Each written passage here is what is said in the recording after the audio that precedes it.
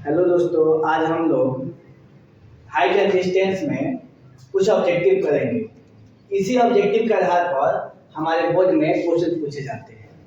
देखते हैं हम लोग का ऑब्जेक्टिव किस टाइप का होगा जो हाइट एंड डिस्टेंस से संबंधित होगा। आज हम लोग सबसे पहले समझते हैं हाइट एंड डिस्टेंस में जो महत्वपूर्ण दो कोणों की बात करते हैं। एक कोण होता है उन्नयन कोण और एक होता है अवनमन कोण। तो सबसे पहले उन्नयन कोण और फिर अवनमन कोण के बारे में जान लेते हैं। अवनमन कोण, उन्नयन कोण क्या होता है इसके बारे में समझिए। जैसे आप समझिए कि यहाँ सूर्य है, ठीक है, और ये हो गया हमारा ग्राउंड जहां पे कोई व्यक्ति यहाँ पे खड़ा है, ठीक है, और वह व्यक्ति सूर्य को देख रहा है, ये सन को देख रहा है। जब सन को देख रहा है तो ये वाला जो इसकी रेखा होगी यह हमारा होगा दृश्य रेखा, दृष्टि रेखा जिसको हम लोग कहते हैं, दृष्टि रेखा, ठीक है। और व्यक्ति का जो क्षैतिज रेखा होगा जो ग्राउंड के ग्राउंड पैरेलल होगा ये हमारा हो गया क्षैतिज रेखा, क्षैतिज रेखा। इस कंडीशन में क्या है कि जो सन है वह हमारा क्या है, आइज के ऊपर है, यानी कि हम इसको कह सकते हैं कि हमारा जो ऑब्जेक्ट है यानी कि जो हमारा वस्तु है वो हमारा वस्तु ऊपर है, और जो प्रेक्षक है जो सभी घटनाओं को ऑब्जर्व कर रहा है वो हमारा ऑब्जर्वर जो है वह नीचे है।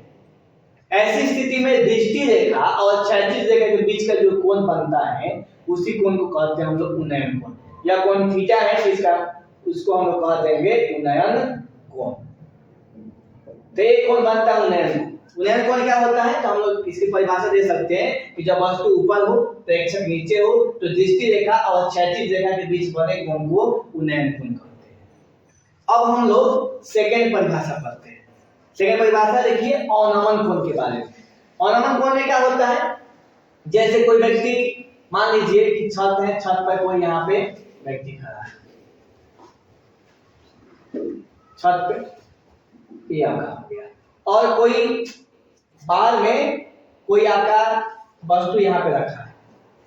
तब हम लोग क्या करते हैं कि हम लोग जब नीचे की तरफ देखते हैं तो यह हमारा हो गया दृष्टि रेखा, दृष्टि रेखा, और इसका यहाँ जैसे इसके आंख के समानांतर जो रेखा हम लोग खींच देंगे आइज के, तो यह हो जाएगा हमारा क्षैतिज रेखा, क्षैतिज रेखा, और इसके बीच जो कोण बनेगा थीटा यह हमारा होगा अवनमन कोण, अवनमन कोण हो जाएगा। इसका अवनमन कोण की परिभाषा क्या दे सकते हैं कि जब वस्तु हमारा जो ऑब्जेक्ट है वह नीचे रहे और प्रेक्षक रहे ऊपर, प्रेक्षक ऊपर रहे, जैसे कि छत पर से हम देखते हैं नीचे रोड की तरफ, तो ऐसी परिस्थिति में क्या होगा कि क्षैतिज रेखा और दृष्टि के बीच बने कोण को हम लोग अवनमन कोण कहते हैं। और यह जो हमारा क्षैतिज रेखा वो ग्राउंड के एकदम पैरेलल होगा, इसलिए जो कोण यहाँ थीटा बनेगा तो वही कोण यहाँ भी बनेगा थीटा, ठीक है। इस प्रकार हम लोग क्या देख सकते हैं कि उन्नयन कोण और अवनमन कोण दोनों की परिभाषा समझिए। उन्नयन कोण क्या है, जब वस्तु ऊपर हो प्रेक्षक नीचे हो तो दृष्टि रेखा और क्षैतिज रेखा के बीच बने कोण को उन्नयन कोण कहते हैं। अवनमन कोण क्या है, तो जब वस्तु नीचे हो प्रेक्षक ऊपर हो तो क्षैतिज रेखा और दृष्टि रेखा के बीच बने कोण को अवनमन कोण कहते हैं। ये दो कोण हमारे आते हैं जिसको हम लोग समझना रहता है। जब भी उन्नयन कोण बनता है तो ग्राउंड पर से बनता है, प्रेक्षक नीचे रहता है, और जब अवनमन कोण बनता है तो वह हमारा ऊपर के साइड में बनता है क्योंकि उसमें प्रेक्षक ऊपर रहता है, ठीक है। इस आधार पे हम लोग ये ऑब्जेक्टिव को करेंगे कि हमारे ऑब्जेक्टिव को कैसे सॉल्यूशन देंगे। देखिए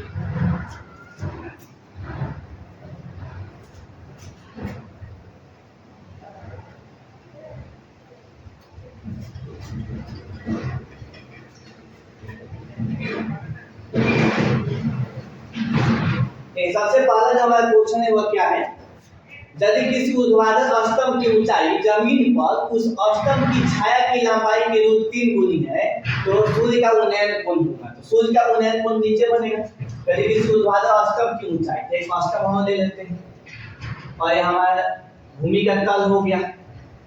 यदि किसी ऊर्ध्वाधर अष्टक की ऊंचाई जमीन पर उस अष्टक की छाया की लंबाई, तो देखिए सूर्य इधर से कहीं पे से लाइट आपका आएगा, तो लाइट ऐसे आएगा इस टाइप से, तो ये हमारा बनेगा छाया, ठीक है, और ये हमारा बन गया अष्टक।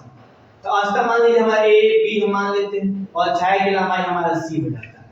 तो जो उन्नयन कोण बनेगा वो यहाँ बनेगा, सूर्य का उन्नयन कोण थीटा यहाँ पे बनेगा।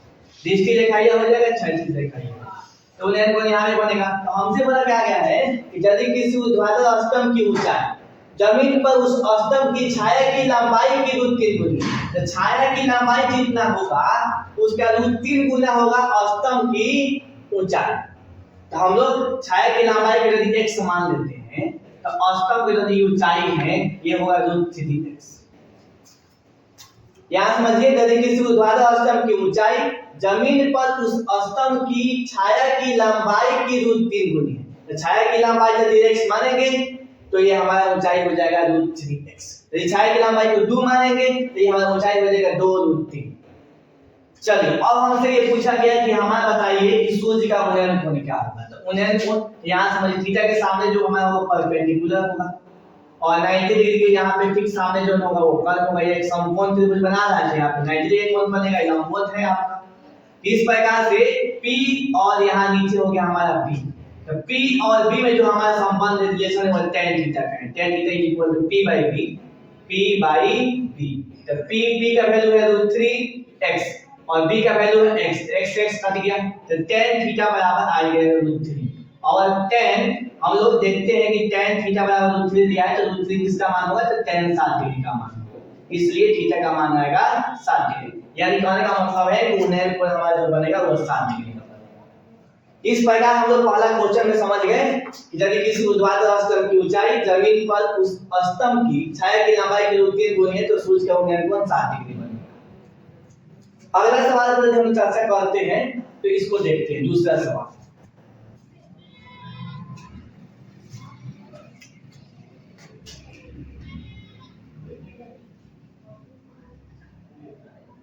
देखिए दूसरा सवाल हमारा क्या है, भूमि से 100 मीटर की ऊंचाई, यानी कि भूमि हमारा ये हो गया तो इससे 100 मीटर की ऊंचाई, तो 100 मीटर हमारा जो ऊंचाई भूमि से 100 मीटर की ऊंचाई तथा 7 डिग्री के उन्नयन कोण पर उड़ती हुई एक पतंग, तो यहाँ पे कोई पतंग है जो उड़ रहा है, इसका उन्नयन कोण देखा जाए तो बना रहा है 7। उड़ती हुई एक पतंग की डोरी की लंबाई क्या होगी, तो पतंग की डोरी ये हो जाएगी और पतंग हमारा ए पर है तो ए बी सी, यहाँ पर एक कोण बनेगा। तो हमसे क्या पूछा गया है, पतंग की डोरी की लंबाई, यानी कि ये हमारा डोरी की लंबाई, इसको हम लोग मान लेते हैं x। इस प्रकार हम लोग क्या देखते हैं कि 60 डिग्री जो है इसके सामने जो है हमारा वो परपेंडिकुलर और 90 डिग्री के सामने हमारा जो है वो हाइपोटेनस है। तो P और H, तो P और H में जो हमारा संबंध बनेगा वो sin थीटा का बनेगा, तो sin थीटा बराबर होता है P बाई H। तो sin कितना डिग्री है यहाँ पे, तो sin है 7 डिग्री। P का वैल्यू हमारा कितना है 100 और H का वैल्यू हमारा है x।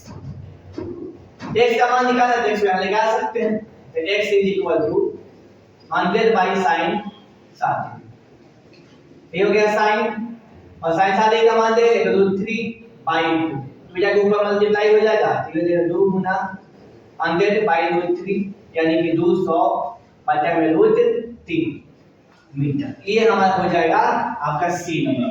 200 बाई रूट 3 मीटर जो होगा यह पतंग की डोरी की लंबाई। तीसरा क्वेश्चन जो हमारा है उसको हम लोग समझते हैं।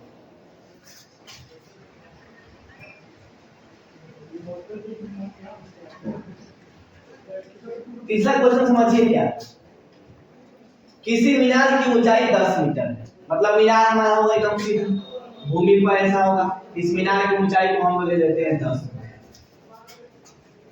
किसी मीनार की ऊंचाई 10 मीटर है, जब सूर्य का उन्नयन कोण 45 डिग्री हो, तो सूर्य का उन्नयन कोण आप समझ गए होंगे पिछले क्वेश्चन से कि यहाँ पे बनेगा, तो ये हो जाएगा 45 डिग्री।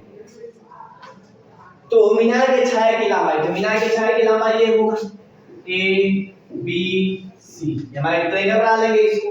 यहाँ पे 90 डिग्री आएगा, ठीक है। और ये छाया की लंबाई को मान लेते हैं x। और आप समझिएगा कि यहाँ पे 45 डिग्री ठीक सामने देखेंगे तो ये परपेंडिकुलर होगा और ये हमारा बेस होगा। तो हमारा परपेंडिकुलर बाई बेस होता है 10 45 डिग्री जो है वो बराबर होगा p बाई b, यानी कि 10/10 x और 10 45 यानी कि 45 डिग्री का मान आएगा ये 10/x, x का मान से गुना करते x, x = 10 मीटर। तो आपका छाया की लंबाई होगी 10 मीटर। तो 10 मीटर हमारा इसमें उन्हें कोण 45 डिग्री हो जाता है, तो मीनार के छाया की लंबाई क्या होगी? तो मीनार के छाया की लंबाई यही है। इस ऑप्शन में हम लोग को थोड़ा सा ध्यान पड़ेगा। जैसे इसको हम लोग 10 मीटर कर देते हैं, हमारा आंसर जाएगा 10 मीटर। इसी मीनार की ऊंचाई 10 मीटर है। जब सूर्य का उन्नयन कोण 45 डिग्री हो जाता है तो मीनार के छाया की लंबाई क्या होगी? अब देखिए अगला सवाल जो हमारा है, सूर्य का उन्नयन कोण जब किसी सीधे खड़े खंभे की छाया का और उसकी लंबाई दोनों आपस में क्या है? बराबर।